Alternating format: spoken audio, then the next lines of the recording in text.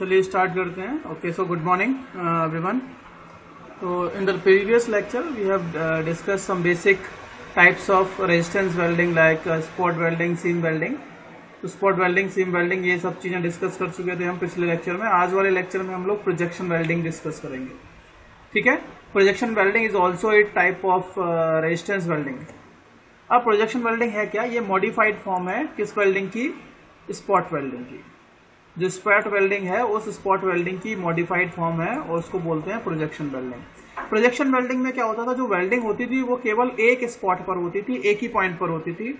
लेकिन इस projection welding में क्या होगा? एक साथ multi point, more than one point we will be having spot welding. ठीक है. मल्टी स्पॉट वेल्डिंग को ही हम क्या बोलते हैं? मल्टी स्पॉट वेल्डिंग को क्या बोलते हैं?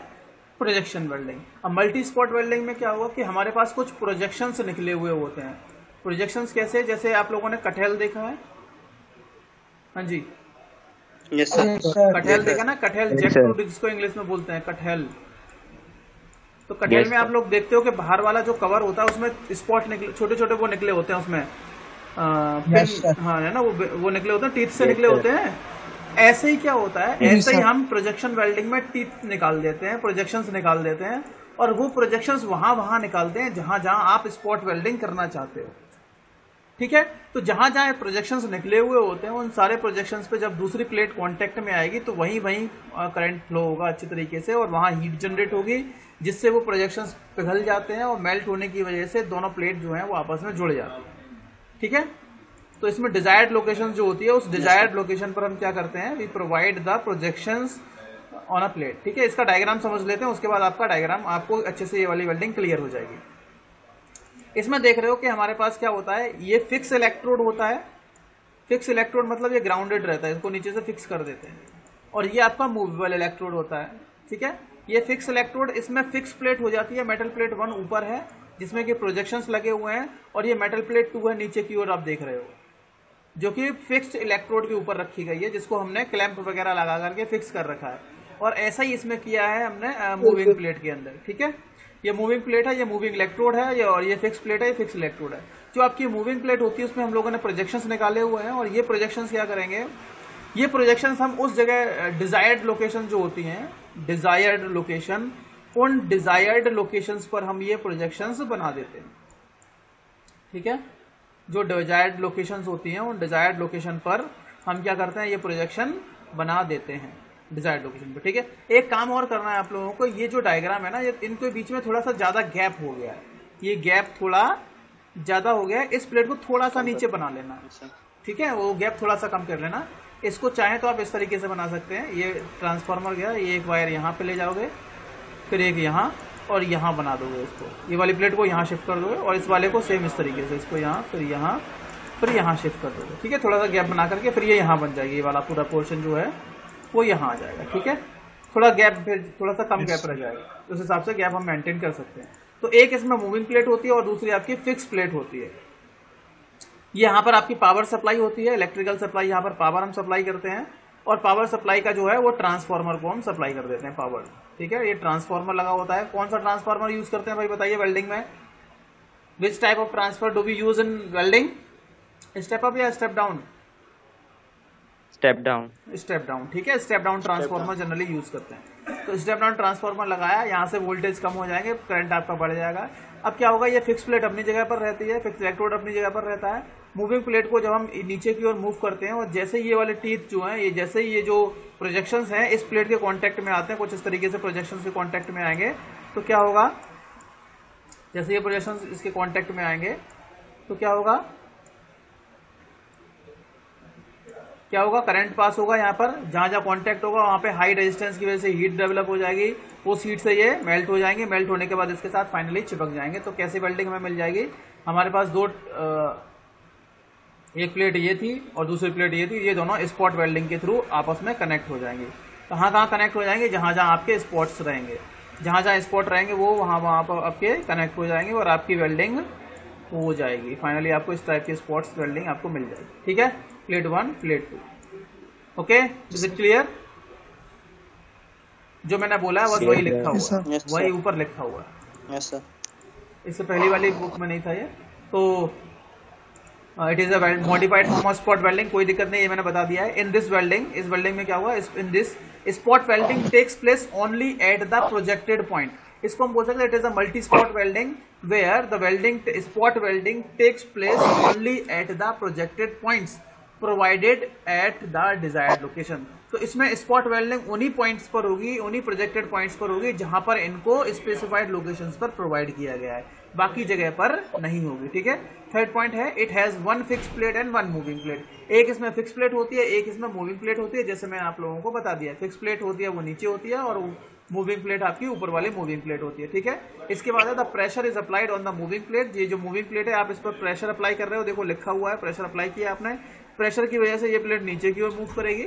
सो the pressure is applied on the moving plate electrode and then current is pass to complete the weld. जैसे ही इसके कांटेक्ट में आएगी करंट पास होगा, हाई हीट डेवलप हो जाएगी प्रोजेक्टेड पॉइंट्स पर, जिसकी वजह से ये पॉइंट मेल्ट हो जाएंगे, प्लेट मेल्ट हो जाएंगे। मेल्ट होने के बाद जहां जहां पॉइंट पर ये कांटेक्ट में आएंगे वहां वहां इनकी वेल्डिंग हो जाएगी।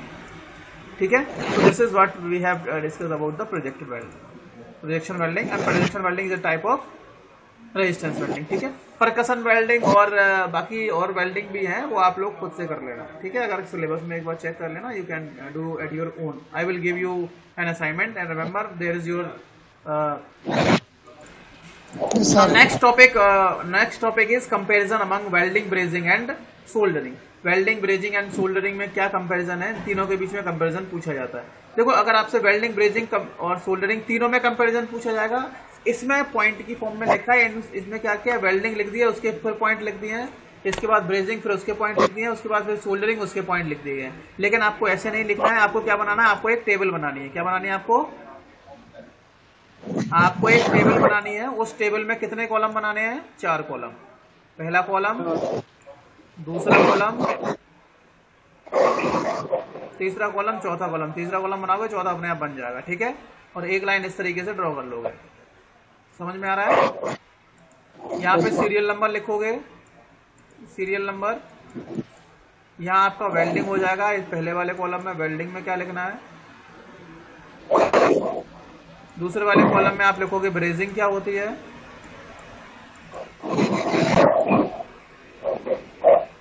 और तीसरे वाले में लिखोगे सोल्डरिंग। ठीक है भाई, इस तरीके से लिखना है,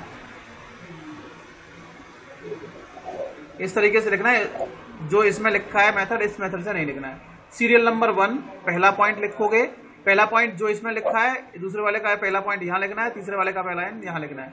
फिर दूसरा पॉइंट वेल्डिंग का यहाँ, ब्रेजिंग का यहाँ, सोल्डरिंग का यहाँ। ठीक है भाई, इस तरीके से आपको आंसर करने अगर डिफरेंस पूछा जाता है। अगर आपसे वेल्डिंग और ब्रेजिंग में डिफरेंस पूछा जाएगा तो ये वाले दोनों कॉलम बना दोगे, तीसरे वाले को रहने दोगे। ठीक है। जब वेल्डिंग और सोल्डरिंग के बीच में पूछा जाएगा तो ये वाला बनाओगे और ये वाला बनाओगे, ब्रेजिंग का छोड़ दोगे। जब ब्रेजिंग और सोल्डरिंग में पूछा जाएगा तो इसको हटा दोगे, इन दोनों को लिख दोगे। ठीक है। समझ में आ रहा है ना क्या बोल रहा हूँ। Yes sir, yes. आसपास आवाज किसकी हो रही है, माइक में से आवाज आ रही है यार, तो उसको थोड़ा सा करेक्ट कर लो। ठीक है। तो स्टार्ट करें अपना। चलिए, तो वेल्डिंग के बारे में पहला टॉपिक, पहला पॉइंट पढ़ते हैं हम। देखो वेल्डिंग जो होती है, welding is done at a temperature more than that of the melting temperature of the base metal. तो सबसे पहले आपको याद रखना है कि बेस मेटल क्या होता है। बेस मेटल वो मेटल होता है जिसकी आपको वेल्डिंग करनी है। जैसे मान लिया कि आपके पास 2 प्लेट ही मेटल प्लेट 1 है और ये मेटल प्लेट 2 है, 2 मेटल प्लेट है आपके पास। ठीक है। प्लेट 1 और प्लेट 2, ये प्लेट 1 है आपके पास, ये प्लेट 2 है। इन दोनों प्लेट को आप क्या कर रहे हो, ज्वाइन कर रहे हो। तो वेल्डिंग की आपने, टॉर्च लगाई, यहाँ पर मान लिया फिलर मेटल हो गया आपके पास, ये फिलर मेटल हो गया, ये टॉर्च लगा दी आपने, वेल्डिंग टॉर्च लगा दी। ठीक है। ये आपका नोजल हो गया, टिप हो गया, वेल्डिंग टॉर्च जो भी है यहाँ पर, इस तरीके से गैस वेल्डिंग की बात कर रहा हूँ मैं अभी, इस तरीके से आ गया। फ्लेयर रॉड है, तो फिर इस फ्लेम से ये मेल्ट होगा, मेल्ट होने के बाद यहाँ इकट्ठा होने लगेगा और इस तरीके से आपकी एक वेल्डिंग हो जाएगी। यहाँ पर आपकी वेल्डिंग हो जाएगी। ठीक है। तो ये बेस मेटल है, ये बेस मेटल है, और ये आपका फिलर मेटल है जो इन दोनों प्लेट के बीच के गैप को भरता है। ये गैप को फिल करने के लिए फिलर मेटल को हम यूज कर रहे हैं। ठीक है। तो ये जो होगा क्या है इसमें कि जब हम वेल्डिंग करेंगे तो वेल्डिंग के टाइम पे क्या होगा, it is done at a temperature more than that of the melting temperature of the base metal. मान लिया ये माइल्ड स्टील की प्लेट थी फॉर एन एग्जांपल, और मान लिया कि ये 800 डिग्री सेंटीग्रेड पर मेल्ट हो रही है। 800 डिग्री सेंटीग्रेड पर क्या हो रही है, ये मेल्ट हो रही है। तो हम हम क्या करेंगे, हमारी जो वेल्डिंग होगी वो 800 डिग्री सेंटीग्रेड से तो ऊपर होगी। हो सकता है कि 900 डिग्री सेंटीग्रेड टेम्परेचर हो, ठीक है, क्योंकि हम क्या चाहते हैं कि हमारा जो मेटल है, बेस मेटल, वो मेल्ट होना चाहिए, उसके मेल्टिंग टेम्परेचर से ज्यादा टेम्परेचर तक हम वेल्डिंग करते हैं, ठीक है। तो welding is done at a temperature higher than, more than that of the melting temperature of the base metal, ठीक है। जो बेस मेटल होते हैं उस बेस मेटल के मेल्टिंग टेम्परेचर से ज्यादा टेम्परेचर पर वेल्डिंग की जाती है, जिससे कि आपके बेस मेटल क्या हो जाते हैं, पिघल जाते हैं, मेल्ट हो जाते हैं। रिमेंबर, जब हम वेल्डिंग करते हैं तो आपके बेस मेटल भी पिघलते हैं। ये भी एजेस जो हैं, ये एजेस पिघल जाती हैं, ये एजेस क्या हो जाती हैं, मेल्ट हो जाती हैं, पिघल जाती हैं। और जब ये मेल्ट होती हैं तो ये एक दूसरे की तरफ फ्यूज भी होती हैं। साथ के साथ जो हम फिलर मेटल लगाते हैं जो कि इनके गैप को फिल करेगा, ये भी मेल्ट होता है। तो वेल्डिंग में ये मेटल प्लेट्स भी मेल्ट होती हैं, साथ के साथ फिलर मेटल भी मेल्ट होता है। इसीलिए ये जो वेल्डिंग होती है, इट इज वेल्डिंग। तो welding is done at a temperature higher than that of the melting temperature of the base metal plates और बेस मेटल। समझ में आ गया पहला point? Is it clear? Yes sir. समझ में आ गया पहला पॉइंट। अब ब्रेजिंग में क्या होगा, ब्रेजिंग जो होती है, ब्रेजिंग 423 डिग्री सेंटीग्रेड से ऊपर होती है, ठीक है, but below the melting temperature of the base metal. तो दूसरा ये ब्रेजिंग का है। ब्रेजिंग में पहला पॉइंट क्या लिखना है, इट इज डन या brazing is done at a temperature of more than 427 degree centigrade. Temperature range याद रखनी है भाई, पूछा जाता है डायरेक्टली। 427 degree centigrade. ब्रेजिंग जो होती है वो 400 डिग्री सेंटीग्रेड से तो ऊपर होती है, लेकिन जो बेस मेटल होता है उसके मेल्टिंग पॉइंट से कम होता है। Brazing is done at a temperature of more than 427 degree centigrade but less then that of the melting temperature of the base metal.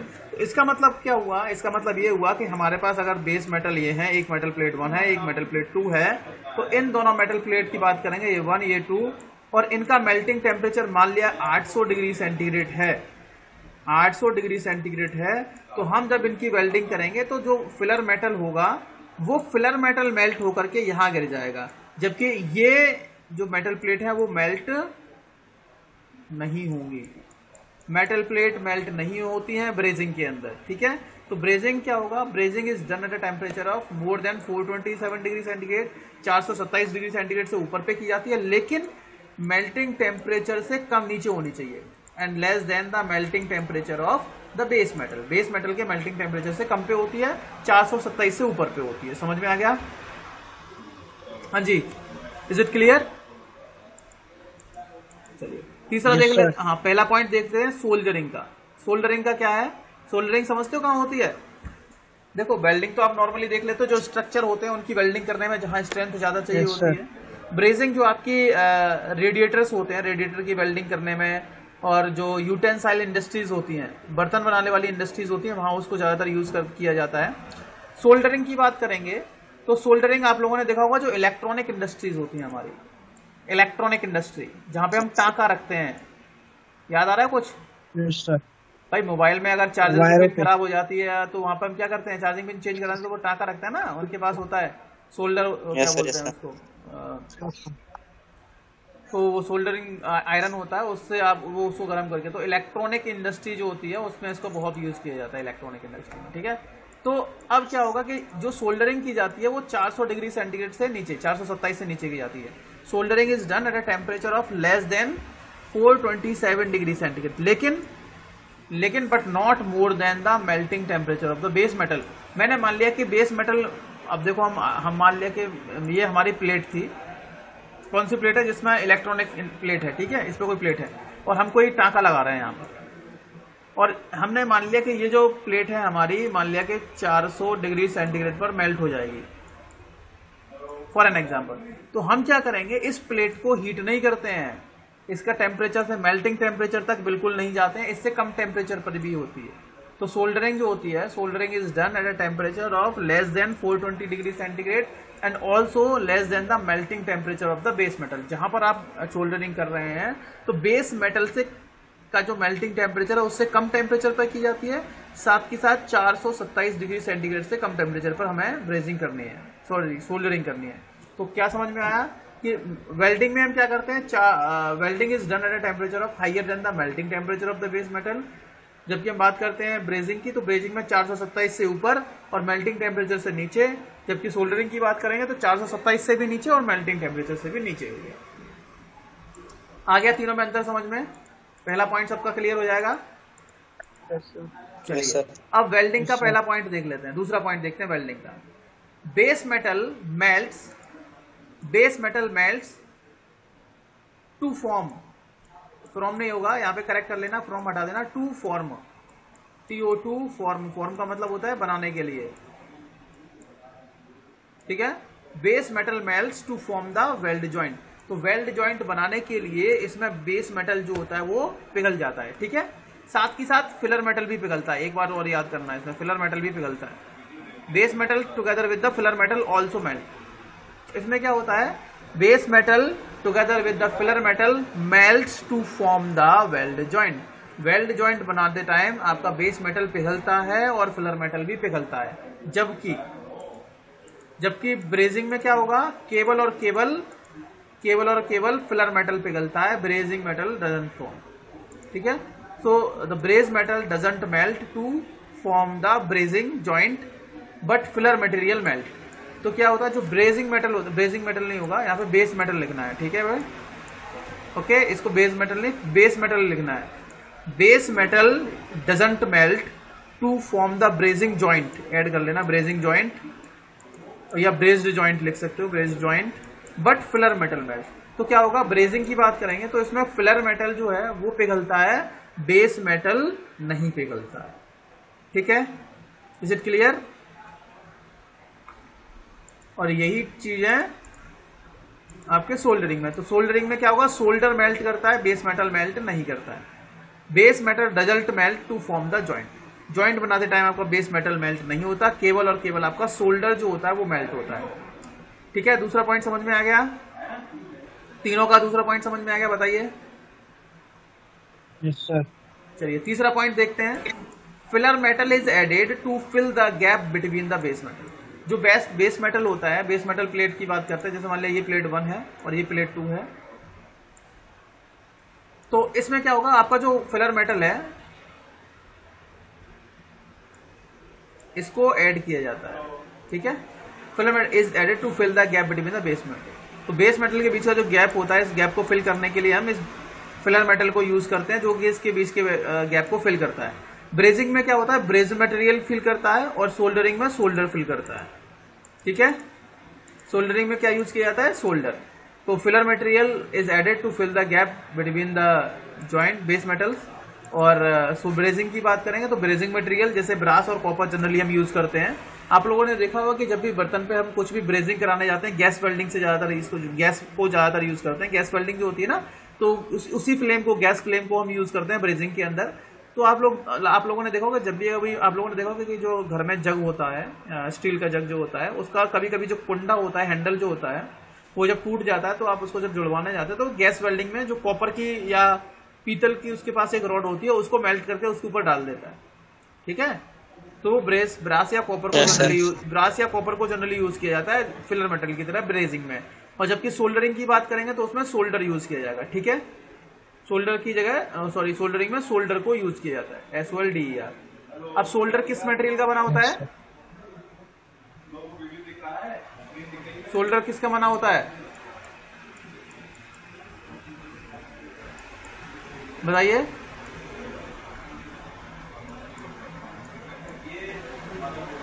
किसका बना होता है, लेड और टिन, लेड एंड टिन का, ठीक है।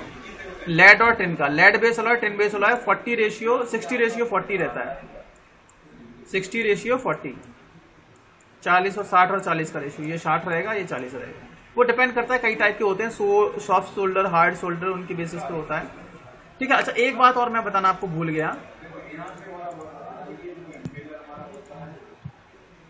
एक होता है बाइंडिंग वायर, ठीक है।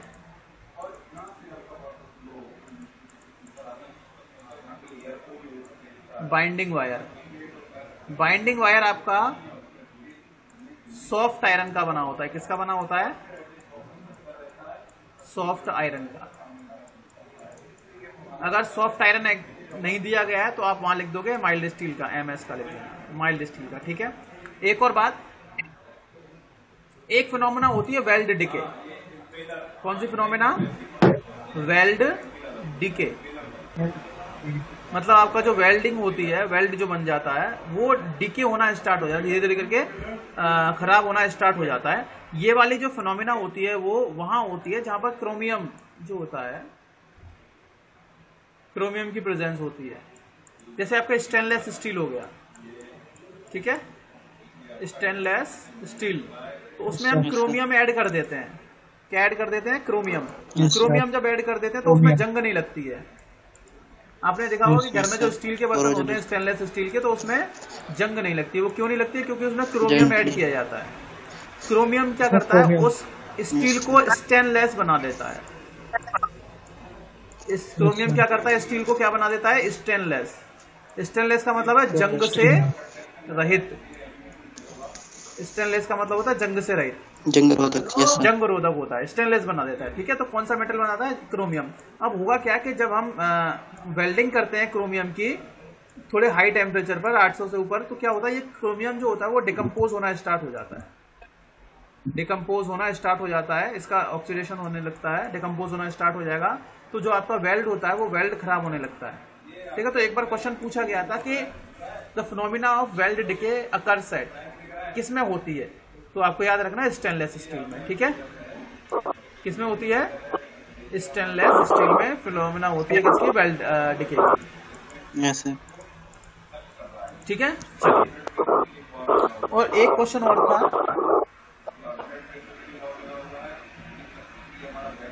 चलो वो जैसे याद आएगा मैं बता दूंगा। ठीक है, चलिए, यहां तक हो गया। 3 पॉइंट सबके डिस्कस हो गए हैं। चौथा पॉइंट देखिए। Yes sir. वेल्डिंग में चौथा पॉइंट है ये, high skilled labour is required then brazing as compare to brazing, या देन ब्रेजिंग भी लिख सकते हो।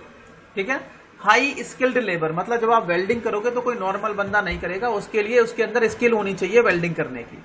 ठीक है, high skilled labour is required to perform the welding as compare to the soldering. तो सोल्डरिंग की कंपैरिजन, सॉरी ब्रेजिंग की कंपैरिजन में अगर बात करेंगे तो वेल्डिंग करते टाइम हमें हाई स्किल्ड वर्कर की जरूरत होती है। जब हम बात करेंगे ब्रेजिंग की, तो ब्रेजिंग में skilled worker is required to perform the brazing operation और ब्रेजिंग, और जब हम बात करेंगे सोल्डरिंग की तो लेस स्किल्ड बात करेंगे। ठीक है, ब्रेजिंग में हो जाएगा केवल स्किल्ड लेबर इज रिक्वायर्ड, और इसमें हो जाएगा लेस स्किल्ड लेबर और less skilled worker is required. ठीक है, less skilled labour is required. पहले वाले में हाई स्किल्ड, दूसरे वाले में स्किल्ड, तीसरे वाले में लेस स्किल्ड, बस ये लिख देना है। ठीक है, अगला पॉइंट देखते हैं कि क्या है वेल्डिंग में। अगला पॉइंट है, देखो जो 3 टाइप होते हैं, वेल्डिंग हो गई, ब्रेजिंग हो गई, सोल्डरिंग। तो सबसे ज्यादा जो जॉइंट स्ट्रेंथ बनता है, जॉइंट जो सबसे ज्यादा मजबूत बनता है वो किस में बनता है? वेल्डिंग में। तो the strength of welding joint या welded joint, weld joint is higher than soldering and brazing joint. ठीक है, the strength of weld joint is higher than brazing and soldering joint. ठीक है, या ऐसे बोल सकते हो, the strength of weld joint is highest among soldering, brazing and welding. ठीक है, सोल्डरिंग, ब्रेजिंग और वेल्डिंग की बात करेंगे तो उसमें सबसे ज्यादा जो स्ट्रेंथ होती है वो वेल्डिंग की होती है। ठीक है, strength of weld joint is higher than soldering and brazing, ये भी लिख सकते हैं। समझ में आ गया? और अगर हम ब्रेजिंग की बात करेंगे तो ब्रेजिंग में लिख दोगे, the strength of brazing joint या braze joint is higher than soldering joint but less than the welding joint. Brazing में क्या होगा? ब्रेजिंग जॉइंट की जो स्ट्रेंथ होगी वो सोल्डरिंग जॉइंट से तो ज्यादा होगी। Strength of brazing joint is higher than the soldering and less than the welding joint. तो वेल्डिंग जॉइंट से तो इसकी स्ट्रेंथ कम होती है, लेकिन सोल्डरिंग जॉइंट से इसकी स्ट्रेंथ ज्यादा रहेगी। और बात करेंगे जब सोल्डरिंग की, तो उसकी स्ट्रेंथ कैसी हो जाएगी? Least. The strength of soldering joint is least among welding, brazing and soldering, या लेसर बोल सकते हो, लेस लिख सकते हो। ठीक है, the strength of soldering joint is less than brazing and welding joint. Brazing joint या बेस जॉइंट और वेल्डिंग जॉइंट जो होगा, उन दोनों जॉइंट से कम स्ट्रेंथ किसकी रहेगी? सोल्डरिंग की। ठीक है, सोल्डरिंग जॉइंट की जो स्ट्रेंथ होगी वो दोनों से कम रहती है, ब्रेजिंग से भी और वेल्डिंग से भी। ठीक है, अगला पॉइंट देखते हैं हम किसमें, वेल्डिंग में। नेक्स्ट पॉइंट वेल्डिंग में देख लेते हैं। Work piece is heated till its melting point. Work piece is heated till its melting point. तो जब हम वेल्डिंग करते हैं तो वर्क पीस को भी हीट करते हैं उसके मेल्टिंग पॉइंट पर, क्योंकि जब तक वर्क पीस मेल्ट नहीं होगा वेल्डिंग नहीं होगी। मैंने बोला था कि मेल्टिंग, जब वेल्डिंग होगी तो वेल्डिंग के टाइम पे आपका जो बेस मेटल होता है वो भी मेल्ट होता है, बताया था मैंने आपको, बताया था ना, मैंने आपको बोला था कि बेस मेटल जो आपका होता है वो मेल्ट होता है वेल्डिंग के टाइम पे, बताया था कि नहीं? yes. तो हमें बताना है कि अब मेल्ट कैसे होगा, कि हमें उसको हीट करना पड़ेगा। ठीक है, तो work piece is heated till its melting point. तो वेल्डिंग की बात करेंगे तो वेल्डिंग में क्या होता है, जो आपका वर्क पीस होता है that is heated till its melting point, till the melting point of the work piece. Work piece का जो मेल्टिंग पॉइंट होता है या जो बेस मेटल होते हैं उनके उसके मेल्टिंग पॉइंट तक हीट किया जाता है जिससे कि वो मेल्ट हो जाएंगे। अब अगर हम यही बात करेंगे ब्रेजिंग में, तो ब्रेजिंग में वर्क पीस को हीट किया जाता है या जो मेटल प्लेट्स होती है उनको हीट किया जाता है but below their melting temperature. ठीक है, work piece is heated below its melting point, melting point से नीचे उसको हीट करते हैं ब्रेजिंग के अंदर, जबकि वेल्डिंग में मेल्टिंग पॉइंट से ऊपर हीट करते हैं। ठीक है, ब्रेजिंग में मेल्टिंग पॉइंट से ऊपर हीट करते हैं और वेल्डिंग में मेल्टिंग पॉइंट से ऊपर हीट करते हैं और ब्रेजिंग में मेल्टिंग पॉइंट से नीचे हीट करते हैं, बट हीट जरूर करते हैं। सोल्डरिंग में क्या होगा बताओ? जब इलेक्ट्रॉनिक इंडस्ट्री में जाते हो तो क्या वहां पर मेटल जो प्लेट होती है उसको हीट करते हैं क्या? नहीं करते हैं। हाँ, तो इसमें लिख देना base metal is not heated, base metal is not heated. किसमें? सोल्डरिंग में। सोल्डरिंग में आप लिख दोगे base metal is not heated. कहाँ गया? बेस मेटल या work piece is not heated. ठीक है, इसमें हीटिंग नहीं होती वर्क पीस। अगला पॉइंट देखते हैं, किसमें देखते हैं अगला पॉइंट? वेल्डिंग में देखते हैं।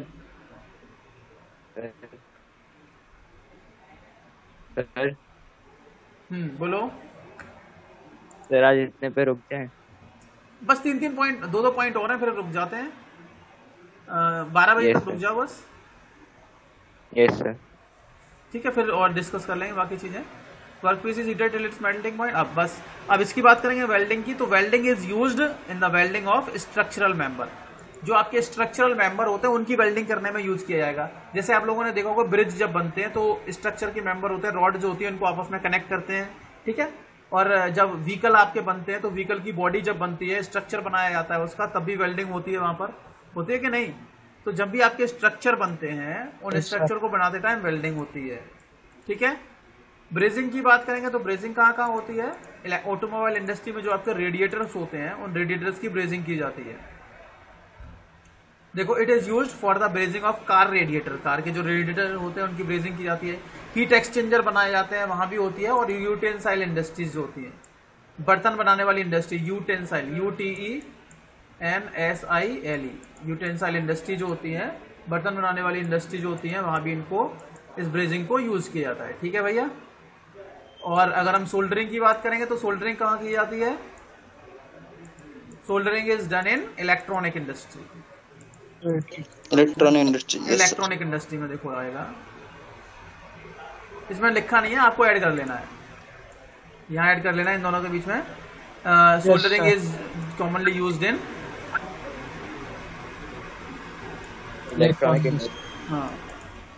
is used in electronic industry, is commonly used in electronic industry, ELECTRONIC, electronics industry, electronics industries।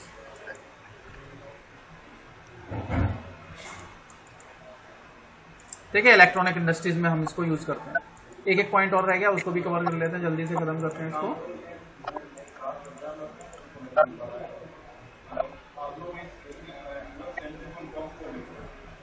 हाँ, वेल्डिंग में क्या है? The commonly used flux are manganese, silica etcetera.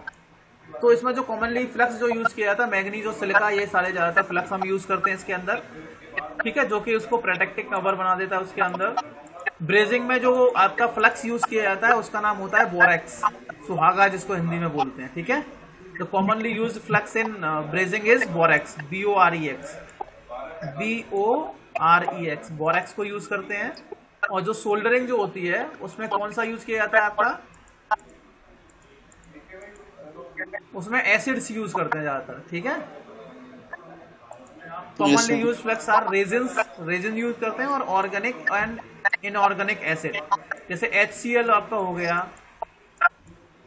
ये आपका एक तरीके से वहां पे फ्लक्स का काम करता है। याद रखना, देखो वो तेजाब को भी यूज करते हैं फ्लक्स की तरह। तो अगर आपसे क्वेश्चन पूछा जाता है क्या हम तेजाब जो होता है हमारा HCl जो होता है, एसिड जो होता है, क्या उसको भी हम यूज कर सकते हैं फ्लक्स की तरह? बिल्कुल यूज कर सकते हैं, राइट, ठीक है।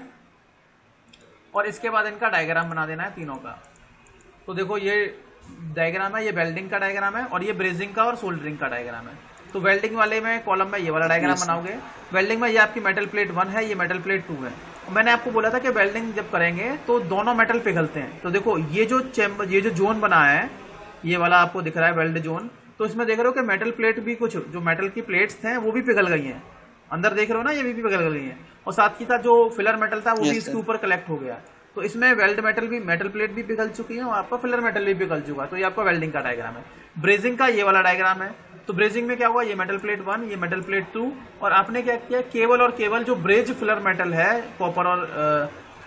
कॉपर या जो पीतल ब्रास जो होता है, उसको पिघला करके इन दोनों मेटल प्लेट्स के बीच में डाल दिया। एक मिनट, ठीक है। तो 1 और 2 इसमें क्या है, केवल आपका फिलर मेटल जो होता है वही पिघला है, ये बेज मेटल जो है वही पिघला है, और आपकी मेटल प्लेट में कोई भी पिघला, मतलब इसमें कोई भी मेल्टिंग नहीं हुई है, देख रहे हो, ठीक है। और जब आप सोल्डरिंग का डायग्राम बनाओगे तो डायग्राम आपका डायग्राम तो यही वाला बनेगा, बस यहाँ पर जहां ब्रेज फिलर मेटल की जगह पर आपका सोल्डर हो जाएगा, यहाँ पर क्या हो जाएगा, सोल्डर हो जाएगा बस, और सब चीजें सेम रहेंगी, ठीक है, इस वाले के लिए, ठीक है। तीनों के डायग्राम बना दोगे आपको क्लियरली समझ में आ जाएगा। वेल्डिंग, ब्रेजिंग, सोल्डरिंग अगर आपसे पूछा जाए, ब्रेजिंग पूछा जाए तो ब्रेजिंग में क्या लिखोगे, ब्रेजिंग वाले पॉइंट लिख दोगे। सोल्डरिंग पूछा जाए केवल तो सोल्डरिंग वाले पॉइंट लिख दोगे और ये डायग्राम बना दोगे, ठीक है भाई। यहाँ पर आपका मॉड्यूल 2 फिनिश हो जाता है, अब आपका मॉड्यूल 3 या यूनिट 3 स्टार्ट हो जाएगी, ठीक है। वो नेक्स्ट क्लास में करेंगे।